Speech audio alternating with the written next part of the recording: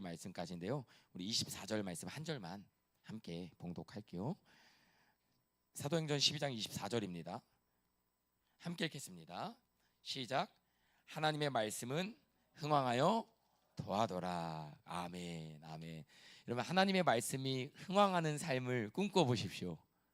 여러분, 하나님의 말씀이 흥왕하는 거예요.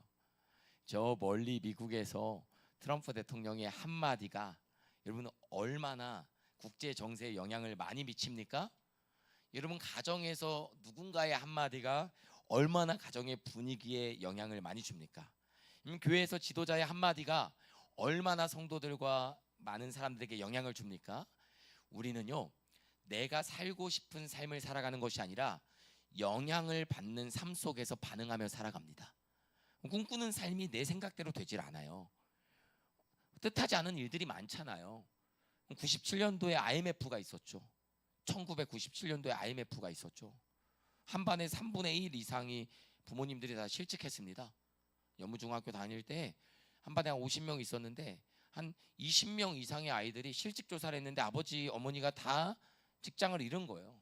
저희 아버지도 그때 직장 잃고 3년 넘게 그냥 놀았죠. 놀면서 그때 진 빚을 갚느라고 얼마나 고생을 했는지 모릅니다. 외환위기 찾아오죠. 전쟁 찾아오죠. 여러분, 예기치 못한 질병 찾아오죠. 그럼 저 건강했는데, 지금보다도 한 10배가 건강했는데, 제가 별내에 있으면서 폐결핵을 한번 딱 앓은 거예요. 폐결핵을. 면역력이 제로가 돼갖고 아프리카성 폐결핵, 면역력 제로. 죽는 줄 알았습니다. 몇 년 전이었으면, 이거는 몇십 년 전이었으면 약 없었으면 죽었다고 그랬어요. 온 몸에 그렇게 건강했던 제가 폐결핵이 한번 오니까 거의 막 숨도 쉬기 힘들 정도로 6개월 동안 그 약이 얼마나 크고 많은지 몰라요. 그 6개월 동안 약을 먹으면서 사역을 하는데 정말 체력적으로 힘들었던 기억이 납니다. 인생의 크고 작은 변수들이 한없이 찾아옵니다. 건강의 문제, 관계 문제, 경제적인 문제. 여러분, 지금 우리가 재정을 가지고, 여러분의 재정을 가지고 내일을 계획한다고 하지만 변수가 너무 많아요. 제가 어제 카카오페이 제 계좌를 봤습니다. 카카오페이 제 계좌를 봤더니 2,848원, 2판 4판이에요. 깜짝 놀랐어요. 어떻게 계좌의 잔액마저 날 놀리나. 2,848원, 그렇게 맞추기도 어렵겠어요. 그래서 그걸 보면서, 그래, 2판 4판이다. 주님의 나라를 위해서 달려나가는데요, 우리의 통장 잔고가 우리를 순간 위축시킬 수는 있지만 하나님의 비전과 은혜가 있다면요, 그거 그렇게 우리에게 큰 영향력 없습니다. 여러분, 상황 환경은 늘 변수를 따라 움직입니다. 여러분, 옆에 있는 사람이 내 의도와 계획대로 움직여주면 좋은데요, 남편도 많이 계속 괴롭히면요, 남편도 한 번씩 이렇게 공격합니다. 쥐도 궁지에 물리면은 고양이를 공격해요. 우리 생각대로 되는 일들이 정말 많이 없어요. 인생의 중요한 건 뭐냐? 반응과 태도입니다. 뭐라고요? 반응과 태도. 어떤 사람이 믿음의 삶에 있어서 뿐만 아니라 인생에 있어서 성공적인 삶을 살 수 있느냐? 태도가 좋은 사람입니다. 태도는 무엇이냐? 반응하는 거예요. 내가 예상하지 못한 일에 어떻게 반응하고 어떻게 대처하느냐가 우리 인생의 승패를 좌지우지합니다. 주 44년경 봄 6월절을 앞둔 예루살렘에 큰 폭풍이 일어났습니다. 명절을 지키기 위해서 올라온 유대인들로 북적이는 예루살렘이요, 양고기 굽는 냄새가 떠다닙니다. 전 양고기를 먹어본 적이 없는데, 뷔페에 가서 한번 한 짝은 먹어봤지만 양고기 가게를 가본 적이 없어요. 막 시장에는 누룩 없는 떡을 사는 손길들이 가득합니다. 6월절이 얼마나 큰 명절이에요. 그런데 그 평범한 풍경에서 한 교회는, 그 마가의 다락방과 성도들이 모여있는 교회는 벌벌 떨고 있어요. 예수님이 부활하시고 승천하신 후 10여 년이 지났는데, 오순절에 성령의 불길을 경험하고 스데반의 순교를 지나고 사울의 회심까지 보았던 예루살렘 교회인데요, 이 교회가 이번에는 가장 무겁고 가슴 아픈 일을 당했어요. 1절 말씀을 보니까요, 그때 헤롯 왕이 손을 들어 교회 중에서 몇 사람을 해하려 하여. 손을 들어. 손. 저 어렸을 때 저희 아버지 손 올라가면 무서웠거든요. 여러분, 부모님이 이렇게 손 올리면 어때요? 그냥 손만 올리나요? 저희 아버지는 손이 올라가면 손이 내려왔어요. 올라가지만 않았습니다. 무서웠어요. 아버지 말을 안 들으면 저 거실에 있는데 옛날에 그 은 잿더리 아시죠? 그 무거운 잿더리 아시죠? 잿더리가 거실로 던져졌어요. 제 입술이 그거 맞고 찢어진 거예요. 그때 입술이 찢어진 거예요. 잿더리가 던져오죠. 막 그 난무하는 그 가정에서. 그래서 가정폭력을 확인하는, 이 아동학대를 확인하는 이 가정 방문하시는 분들이 하는 게 있어요. 아이 앞에서 손을 들 때 반응을 봅니다. 이 집안에 가정폭력이 있나, 아이가 위축되어 있다는 걸 확인할 때 와서 이렇게 손을 들면요, 아이가요 묵찔하고 반응을 합니다. 여러분, 하물며 헤롯 왕입니다. 헤롯 왕이에요. 헤롯 왕이 이 갈릴리뿐만 아니라 예루살렘을 통치하고 있는 헤롯 왕이 분봉왕이죠. 손을 들었다라는 것은 그가 가지고 있는 권력, 그가 가지고 있는 힘, 그가 가지고 있는 모든 수단을 동원해서 교회 중에서 몇 사람을 해하려 했다, 본보기로 삼으려고 했던 것입니다. 너무 무서운 표현이에요. 그러면서 2절 말씀 같이 읽어볼까요? 시작. 요한의 형제 야고보를 칼로 죽이니. 여러분, 요한의 형제 야고보가 순교했습니다. 예수님이 변화산에 데리고 올라가셨던 베드로, 야고보, 요한, 그 야고보입니다. 교회는 충격에 빠졌을 거예요.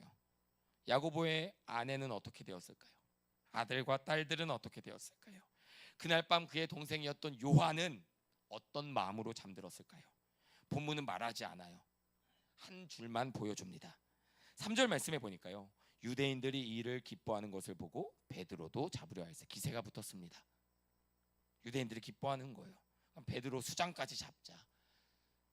베드로, 야고보, 요한 2인자를 잡았는데 예수님의 제자 중에서 베드로는 한번 풀려난 일이 있어서 건들지 않고 야고보를 잡았는데, 죽였는데 유대인들이 기뻐하는 거예요. 그러니까 바로 베드로도 잡으러 갑니다. 베드로도 잡혔습니다. 사슬에 매여서 두 군인 사이에 갇혔습니다. 16명의 군인이 4교대로 지킵니다. 인간적으로 보면 끝난 거죠. 여러분들 초등학교 때 교문이 있었죠? 여러분 그때 교문에 누가 있습니까? 따라서 하세요. 주번. 주번 있었어요, 없었어요? 있었죠. 근데 주번을 통과해야 뭘 살 수가 있어요? 학교 앞에, 초등학교 앞에 문방구 있죠? 문방구 2-3개씩 있잖아요. 교문 앞을 나가야, 주번을 지나가야 거기서 뭐 할 수 있어요? 물건들을 살 수 있어요. 저는 초등학교 때, 정말 중학교 때 많이 그렇게 교문을 통과할 수 없어서 뒷문을 넘고 뒤를 돌아서 결국은 슈퍼에 가서 항상 제 원하는 것을 이렇게 구입했던 기억이 납니다. 여러분, 그런 주번 3명이 지키고 있는 교문이 아닙니다. 감옥의 철장에 사슬에 매여 두 군인 사이에 있습니다. 4교대로 지켜요. 그러면 이 순간은요, 빠져나갈 틈이 없는 거예요. 헤어나갈 길이 보이지 않는 것입니다. 인생을 살다 보면 그런 순간들이 찾아온다라는 거예요. 길이 보이지 않고요, 방법이 찾아지지 않아요. 지난 시간에 있었을 수 있고 앞으로 다가올 시간에 있을 수 있겠습니다. 그런 상황 속에서 오늘 본문에 5절 말씀이 눈에 딱 들어오네요. 같이 읽어볼까요? 시작. 이에 베드로는 옥에 갇혔고 교회는 그를 위하여 간절히 하나님께 기도하더라. 이에 베드로는 옥에 갇혔고, 그리고 교회는 그를 위하여 간절히 하나님께 기도하더라. 이 헬라어 원문을 보면요, 가운데 두 문장과 두 문장 사이에 대라는 접속사를 썼어요. 대라는 접속사요. 무슨 뜻이냐면 but이라는 뜻입니다. but, however라는 뜻이에요. 이 어감을 살려서 다시 얘기하면, 이에 베드로는 옥에 갇혔습니다. 그러나 교회는 그를 위하여 간절히 하나님께 기도했습니다.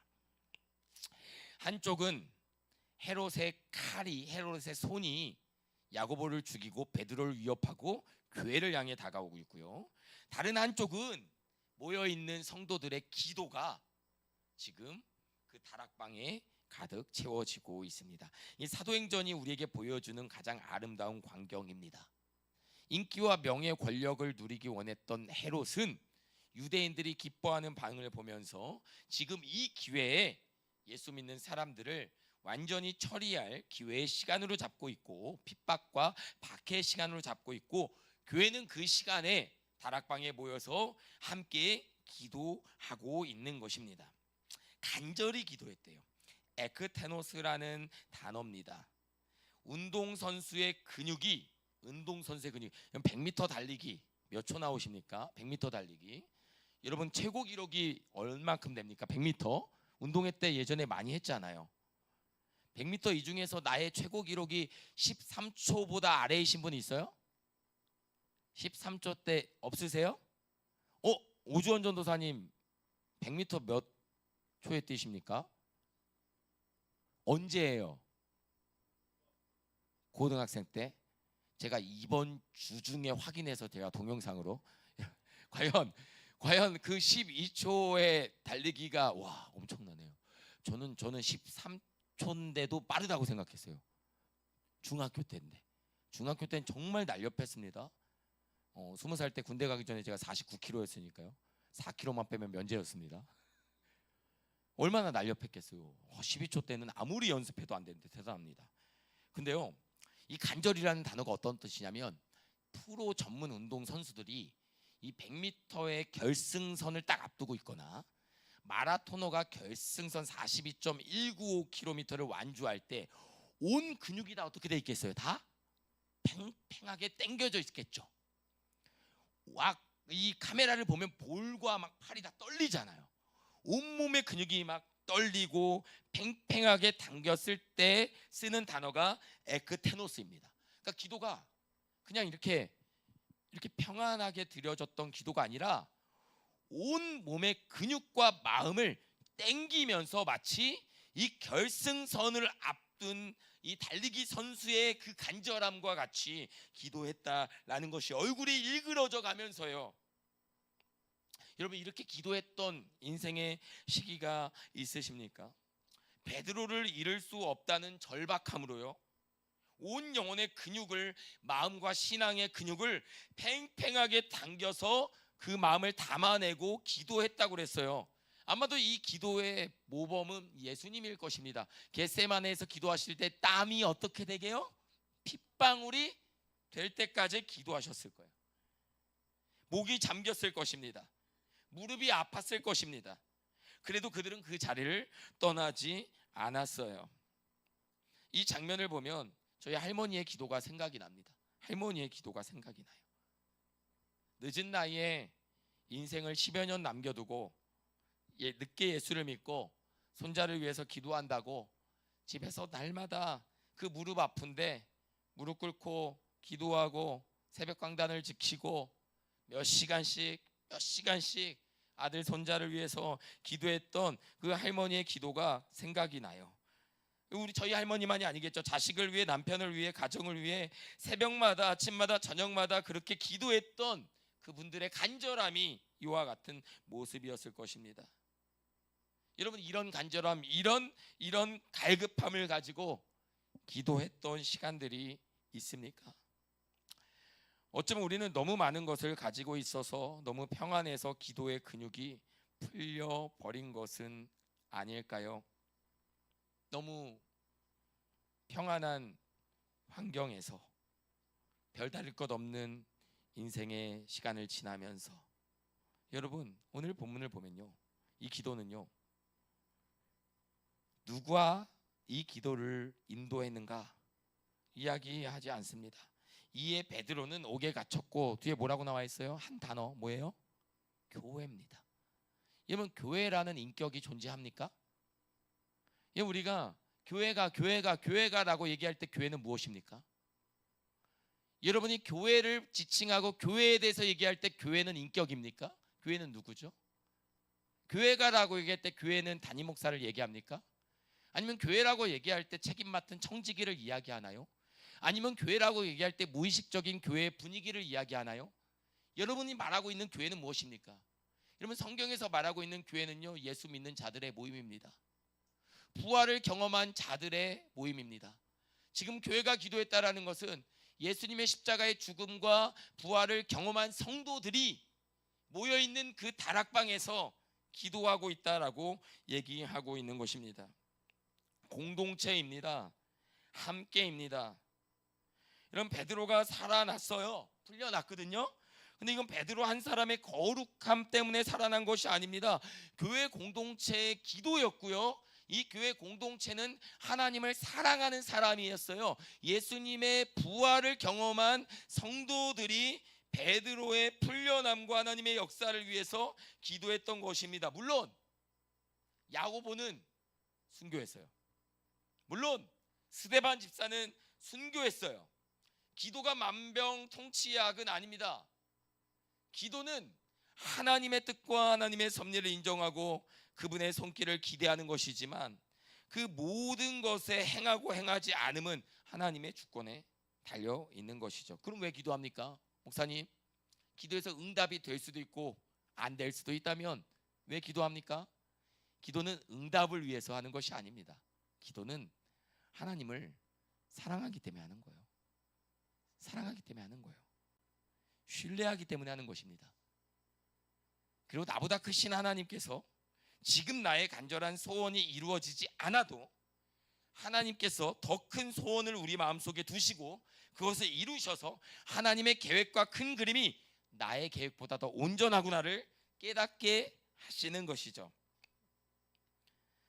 여러분 인생 가운데 풀리지 않는 일들, 관계의 갈등들, 해결되지 않는 마음의 아픔들이 있다면 기도해 보십시오. 기도는 단순히 나의 마음을 평안한 상태로 두는 것이 목적이 아닙니다. 하나님이 이 시간과 상황을 통해서 행하실 일들을 기대하는 것이에요. 여러분, 온 교회가 기도할 때 베드로를 보십시오. 6절 말씀인데요. 헤롯이 잡아내려고 하는 그 전날 밤에 베드로가 두 군인 틈에서 두 쇠사슬에 매여 뭐하고 있어요? 누워 자는데 라고 얘기하고 있어요. 자는데 베드로가 자고 있습니다. 내일 처형될 사람이에요. 명절을 피해서 처형될 사람입니다. 쇠사슬에 매인 사람이에요. 그 사람이 자고 있습니다. 여러분 베드로의 자리에서 잘 수 있겠어요? 베드로의 자리에서 잘 수 있겠냐고요? 잠이 오지 않는데요. 잠이 오지 않는데요.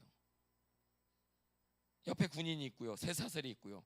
천장은 낮아요. 높지 않아요. 얼마나 답답했겠어요. 바닥은 차가워요. 공기는 무겁습니다. 잠 안 옵니다. 눈 감아도 떠올라요. 어떡하지? 칼이 떨어지는 모습들. 그 고통이 선반영돼서 힘듭니다. 힘겹니다. 아내의 얼굴, 아이들의 얼굴이 떠올랐을 것입니다. 그런데 베드로가 잤어요. 저는 그 이유를 5절에서 찾습니다. 교회가 그를 위하여 간절히 하나님께 기도하더라. 여러분 제가 목회자지만 그럴 때가 있어요. 상황이 너무 압도적으로 힘겹고 버겁고 감당하기 힘든데 마음과 영혼이 내가 감당할 수 없을 정도로 평안할 때 있어요. 그럴 때는 어김없이 누군가가 목회자를 위해서 기도하고 있는 것입니다. 누군가가 기도하고 있는 거예요. 그 많은 사람들이 기도하고 있을 때 우리의 영혼은 평안이라는 하나님의 선물을 받게 됩니다. 반대로 아무리 괜찮고 평안한 일들이 있어도 우리의 영혼이 매여 있을 수 있어요. 매여 있을 수 있어요. 별다른 이유도 없어요. 마음이 매여 있을 수 있어요. 왜냐하면 우리의 영혼의 호흡이 기도이기 때문에 기도를 잃어버리는 인생에 평안이 주어지는 것은 정말 어려운 일이에요.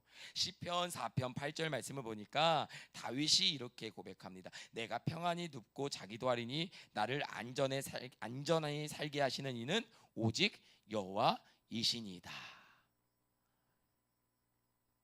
여러분 설교 도입부에 얘기했지만 물론 다른 계좌는 아니에요. 제가 주로 쓰는 카카오 계좌의 그 잔액이 이판사판인 걸 봤을 때 마음이 평안하겠냐고요. 막 무섭습니다. 이거 어떻게 해야 되나 무서워요. 그러나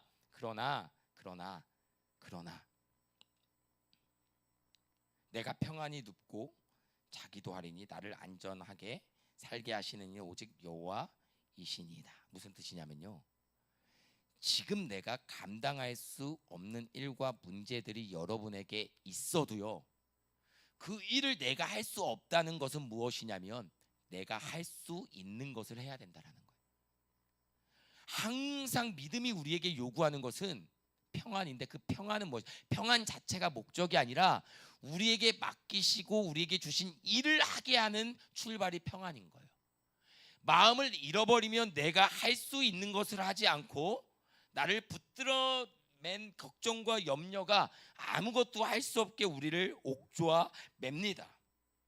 여러분, 잠들었을 때 베드로에게 호련히 주의 사자가 곁에 섰고요.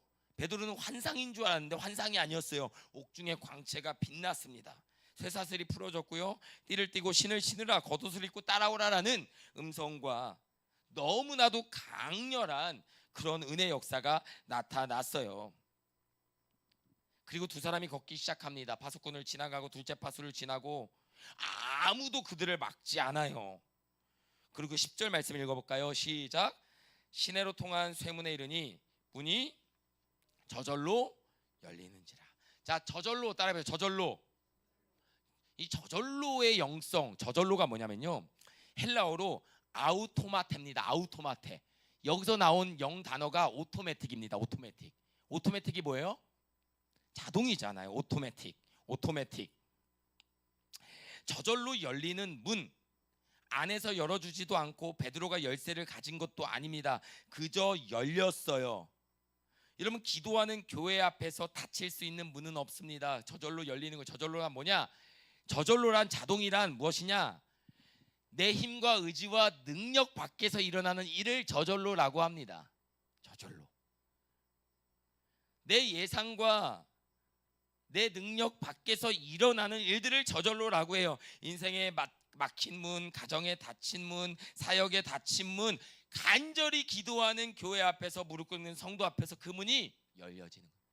그럼 사람 마음이 어떻게 열려지냐? 애를 쓰기도 합니다. 누군가의 마음을 달래주려고 애를 쓰기도 해요. 얼마나 많이 노력합니까? 여러분, 가까운 사람의 마음이 무너져 있으면 얼마나 다가가서 마음을 풀어주려고 선물도 사주고 잘해주기도 하고, 아무리 노력해도 사람의 마음을 여시는 분은 하나님이심을 믿으시길 바랍니다. 내가 잘해서 내가 합당하게 이 정도면 나는 최선을 다했다 갖고 열려지는 게 아니에요. 그 마음 안에 매어있는 죄와 사망과 어둠과 결박이 하나님의 평안으로 풀어져야 괜찮아지는 거예요. 괜찮아지는 거예요. 여러분, 우리 인생에도 그러한 닫힌 문, 어려움들이 있어요. 그때 우리의 영혼이 늘 평안할 수 있도록 하나님 앞에 기도의 자리 찾을 수 있는 여러분 되기를 주의 이름으로 축복합니다.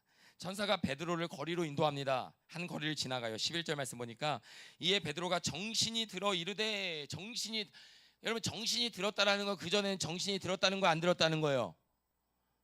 여러분, 꿈만 같았던 시간들 있지 않아요? 나중에 돌아보면 내가 이게 꿈꾼 건가? 이게 실제 일어난 건가? 그럴 때 있거든요. 꿈만 같은 시간들이 있어요. 꿈만 같은 시간들.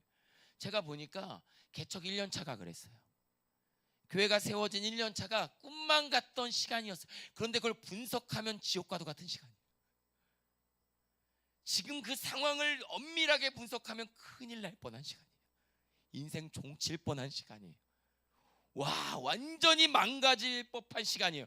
그런데 지금 탁 정신이 깼어요. 깨고 보니까, 정신이 깨어서 그때를 보니까 꿈만 같던 시간이에요. 꿈만 같았던 시간. 왜요? 꿈을 꾸었던 시간이거든요. 하나님께 온전히 시선을 드렸고요, 하나님께 온전히 믿음의 고백을 드릴 수 있던 시간이었거든요. 베드로가 지금 옥문을 지나고 쇠사슬 풀리고 왔는데 정신이 없어요. 지나고 보니까 이렇게 고백하는 거죠. 내가 이제야 참으로 주께서 그의 천사를 보내어 나를 헤로데 손과 유다 백성의 모든 기대에서 벗어나게 하신 줄을 알겠노라.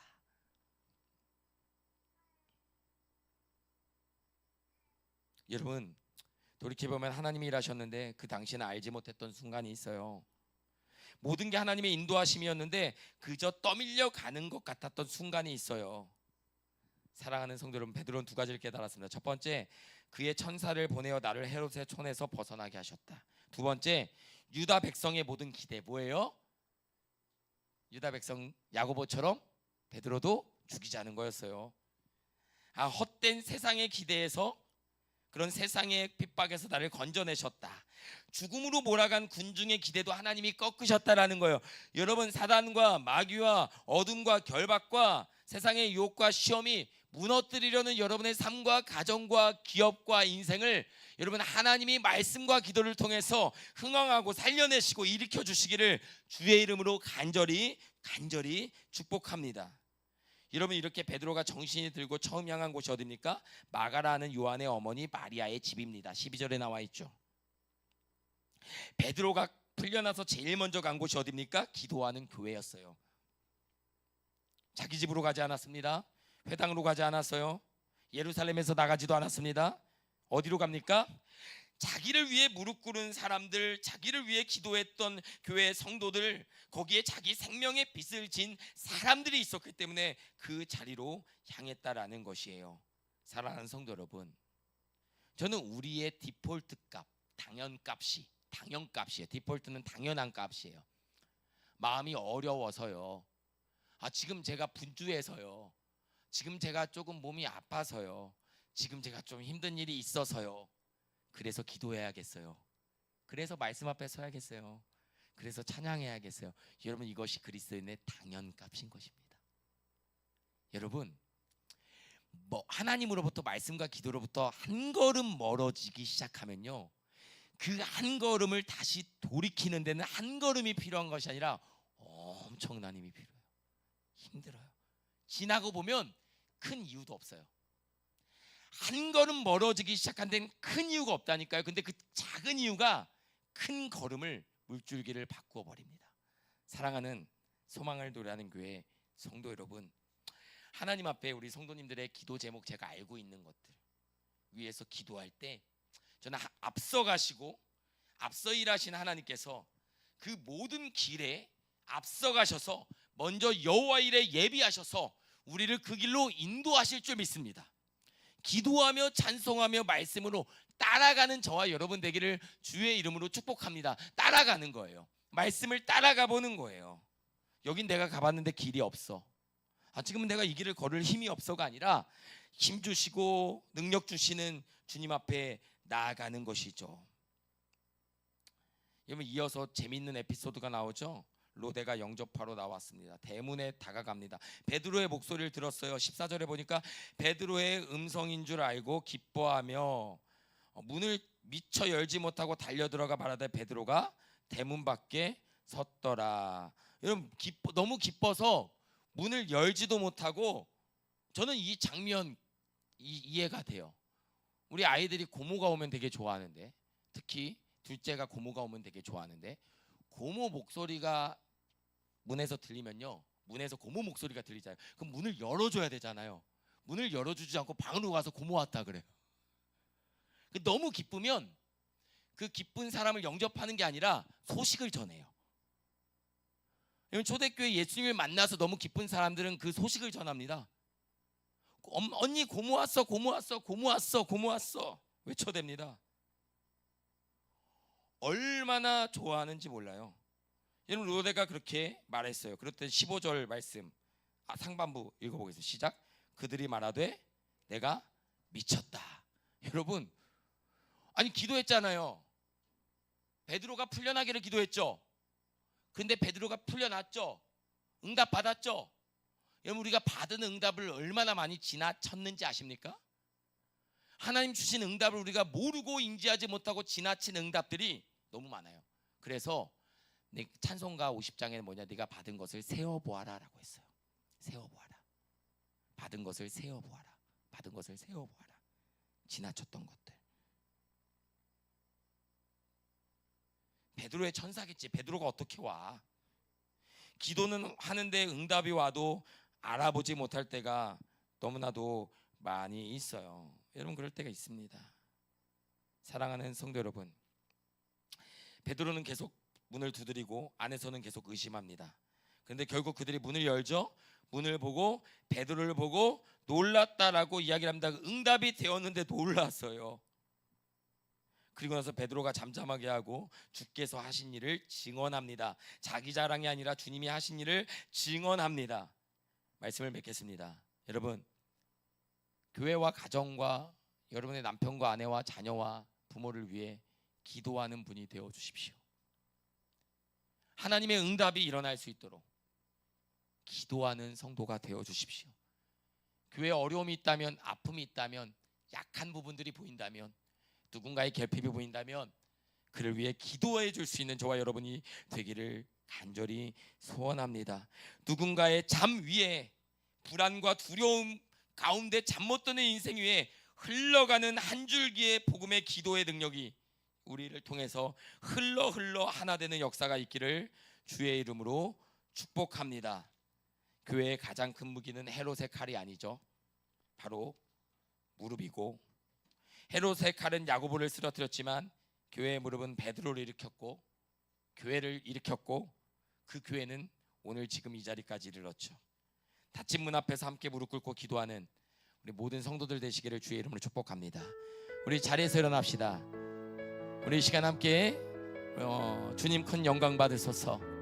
우리 교회의 유일한 영광 되시는 하나님께 우리 찬양과 경배하며 나아갑니다. 주님 큰 영광 받으소서. 주님 큰 영광 받으소서. 홀로 찬양 받으소서. 모든 이름 위에 뛰어난 그 이름, 온 땅과 하늘이 다 찬양해. 겸손하게 우리 무릎 꿇고 주 이름 앞에 영광 돌리세. 아멘. 모두 절하세. 독생자 예수, 주님께 찬양 드리리. 모든 영광과 존귀와 능력 받으소서. 받으소서. 영광과 존귀와 능력 받으소서. 주님 받으소서. 그리스도 살아계신 하나님. 우리 말씀을 기억하면서 한 가지만 기도했으면 좋겠습니다. 하나님, 여러분 우리 기도하는 교회가 되기를 원합니다. 여러분 응답이 되어질 일들만 기도하는 게 아니에요. 때로는 거절도 하나님의 응답입니다. 초대교회 야고보의 순교는 하나님의 섭리 안에서의 응답이었어요. 그러나 그것이 큰 슬픔이었죠. 내가 기대하고 원하던 것이 아니라고 해서 하나님의 응답이 아닌 것은 아닙니다. 하나님의 응답에는 우리의 슬픔과 눈물일지언정 하나님의 숨겨진 뜻이 있고, 그 뜻은 반드시 우리 영혼을 회복하고 살리는 결론으로 우리를 인도하십니다. 마침내 하나님은 우리를 일으켜 세우십니다. 그 최종적 결론, 그 최종적 영광을 바라보면서 오늘이라는 시간의 좌절과 아픔에 압도당하는 인생이 아니라 내일과 앞으로를 열어가는 우리 믿음의 성도들 되게 해달라고, 하나님 앞에 기도하며 나아가는 믿음의 영성이 우리 가운데 충만하게 해달라고 우리 주의 이름 한번 부르고 기도하며 나아갑니다. 주여, 주님 감사합니다. 하나님 아버지, 우리 사랑하는 모든 성도들, 하나님 인생에 닫혀버린 문, 아버지 하나님 건강, 아버지 마음의 우울함, 아버지 가정의 갈등, 아버지 경제적인 어려움, 아버지 하나님 인생의 무기력감, 아버지 하나님 내가 해결할 수 없는 삶의 크고 작은 문제들, 그럼에도 불구하고 하나님 아버지 우리가 옥 안에서도 평안히 누워 잠을 들 수 있었던 베드로처럼 아버지 나를 위해 기도하는 주님이 있기 때문에, 나를 위해 기도하고 눈물을 흘리며 무릎 꿇은 주의 성도들이 있기 때문에 아버지 우리가 힘을 내어 일어나 믿음의 길을 담대히 걸어가는 하나님의 자녀들 되기를 원합니다. 힘을 내시기 바랍니다. 하나님께서 우리에게 힘 주시고 능력 주시고 함께 하사 일으켜 세우시는 주의 은총을 경험하는 주님의 자녀들 되게 하여 주옵소서. 하나님 아버지 감사합니다.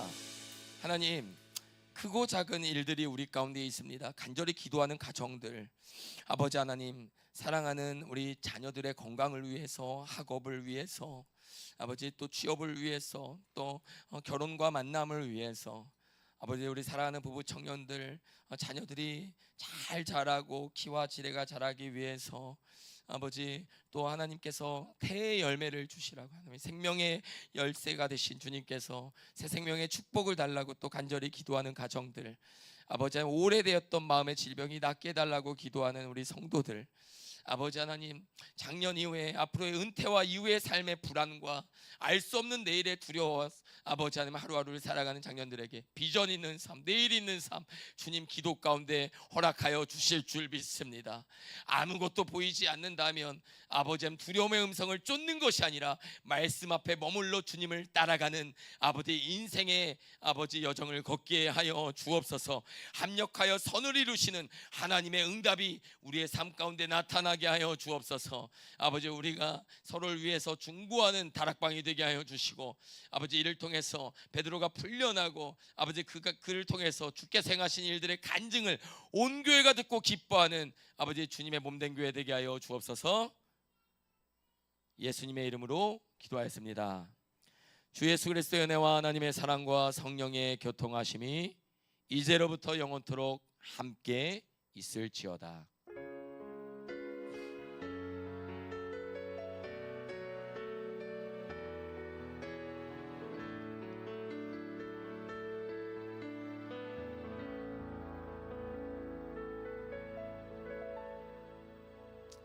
할렐루야. 우리 하나님께 감사와 영광의 박수 올려드립니다.